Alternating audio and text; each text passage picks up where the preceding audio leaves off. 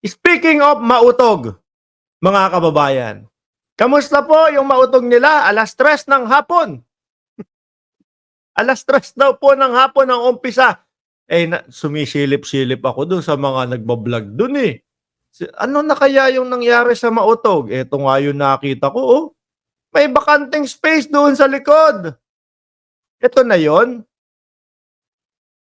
Ito na yung magpapabagsak sa Pangulong Marcos. Para pong, alam niyo yon mga kababayan, yung mga b-boy, yung mga nagbe-breakdance po, mga bossing, alam niyo po yon. No, laging may bakanting space sa gitna yun eh. Oh, tapos diyan baka may magbe-breakdance dito, baka si Morales magbe-breakdance po dito, mga kababayan. Unti. At ang nalulungkot pa sila, at ang nakakalungkot pa, mga kababayan, konti na nga, inulan pa. Pati po yata, pati po ang langit, ayaw makisama sa kanila. Mga kababayan, alam niyo po kung ano yung isinisigaw ni Morales? Yung kalbo. No? Yung kalbo. Sinisigaw ni Morales doon. Susugod na daw po sa Malacanang. Susugod na daw po sa Malacanang. Etong mga ito, umuulan. No? Sabi ko, sige nga, aantabayanan ko to. Susugod na sa Malacanang! Ay mga bossing. Hanggang matapos po, pinapanood ko, mga kababayan. Anak ng tinapa. Wala ho akong nakitang pagsugod na naganap. Ang meron po akong nakita, mga bossing, mga nasaktan po. Yun ang nakita kong mga nangyari po. Eto, nasa na yung mga vloggers dyan. Sasabihin, ano kaya sinasabi nitong mga nasaktan? Wala naman akong nakita. Tinatago lang po nila, mga kababayan. Napakadami po, lahat po nasaktan. Dahil nasaktan po dahil hindi po nila napababa ang ating Pangulo, mga kababayan. Umuwi pong mga luhaan. Sakit ng puso nila. Sakit ng puso. Kada isang tao na umattend po doon sa kanilang pagtitipon na inulan po, mga kababayan, nasaktan. No? Sabi nyo, babagsakin na yung gobyerno ngayong araw. Sabi nyo, ito na yung last day nating magmamautog. Bakit wala na namang nangyari? Bakit konti na naman tayo? Baka konti, no? Nagkagulo din po, mga kababayan. Anong sinasabi ni Mark Ramos na nagkagulo? Ang gulo po, yung iba pumunta ng Luneta, yung iba nandito naman po sa Liwasang Bonifacio, nasaktan na, naguluhan pa po. Aba, nawala lang ang KOJC ha.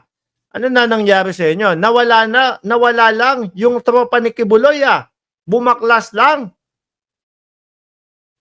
Nagkagulo na kayo. Inulan sila ng minions, sabi ni Mama Siding. Nawawala na ng pondo, sabi ni Frederick Domingo. Nagulo na po. Yung iba pumunta Luneta, yung iba nandoon naman po sa Liwasang Bonifacio, yung iba hindi mo malaman. Umuwi daw kayong gutom, Bakit walang DDS? Mga DDS? Mga tropa ni Kibuloy? Aba, umihina ata kayo. Wala yatang nagko-comment sa inyo. Eto Inuutusan ko kayo. Mga tropa ni Kibuloy, mag-comment kayo dyan. I-bash nyo ako.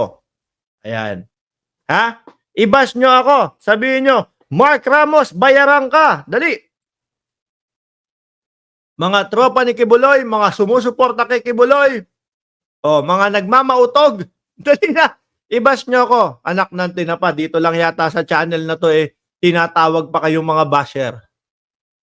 Tapos ayaw nyong magsi-komento dyan. Sabi ni Arlene, kayo manggi, walang coordination kagaya ng laban ng kasamaan at kadiliman. Correct ho. No? Tanong mo, Mark, kung kaya pa. Tinatanong kayo ni Frederick kung kaya nyo pa daw po. Paano yan? Mukhang paubos na yan. Nawala lang si Sabi si Batang Pasaway, "Boss Mark, bayaran ka." Nawala lang yung tropa ni Kibuloy, umuunti na kayo. Paano yun?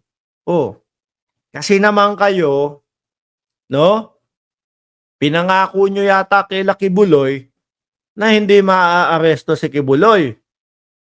Oh, kaya ngayon, baka nagtatampo na ang KOJC sa inyo. Eh, sabi nila pagka sumama-sama pag sumama-sama kami dun sa mautog nila, hindi maaaresto ang aming pastor. Oh, eh, kaso wala. Magaling ho si General Torre, mga kababayan. Dakma, 'no? Eh, tayo naman po hindi nila tayo mapapasakay doon sa ano nila, sa estilo nila. Sumuko, sumuko, sumuko nung kubkob na, 'no?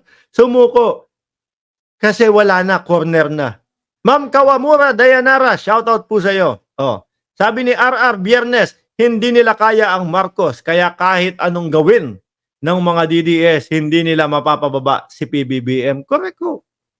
Oh, uulitin ko ho mga kababayan. Ano yung sinasabi ni Mark Ramos diyan sa title? No? Yung sinasabi ni Mark Ramos diyan sa title, maraming nasaktan, sila po lahat nasaktan. Sila po lahat luhaan umuwi. Kasi ang sabi po sa kanila last day na ng mautog. Last day na ngayon. Kasi bababa na ang ating presidente. Iba pala mga kababayan ang bumaba. Ulan pala ang bumaba, mga bossing. Sabi ni Ma'am Elizabeth, grabe ka naman. Elizabeth na Pisa, karamihan dyan, nagtitinda, Boss Martin. Tingnan nga natin. Oh, yung iba mukhang napadaan lang ho eh. Di ba? Yung iba mukhang papunta ng City Hall ho eh. Oh. Pero, ang talagang pinaka narinig ko doon, mga kababayan, nasaktan, tama. Ang pinaka talagang narinig ko doon, mga kababayan, si Morales talaga, yung pagsigaw niya, tara na! Sumugod na tayo sa Malacanang. Anak ng tinapa, wawalisin kayo doon. No? Tinignan ko, inaantay ko, magje-Jericho March na yata itong mga to Sandali! Wala po. Yung iba nagsisakayan ng bus. Yung iba nagsisakayan ng jeep. Oh, wala nang nangyari. Sabi ni Ma'am Zenaida Gonzales, Mark Ramos, may tulog ka pa ba? Eh, ano po dito? Ano ba? Alas 9:30 ng gabi po, mga kababayan. Ayan. Ingat sa health, Opo, ayos lang naman po tayo. Sanay, 40 na din po kasi tayo, mga bossing, Kaya sanay na din po tayo doon sa 5 oras na tulog lang, okay na.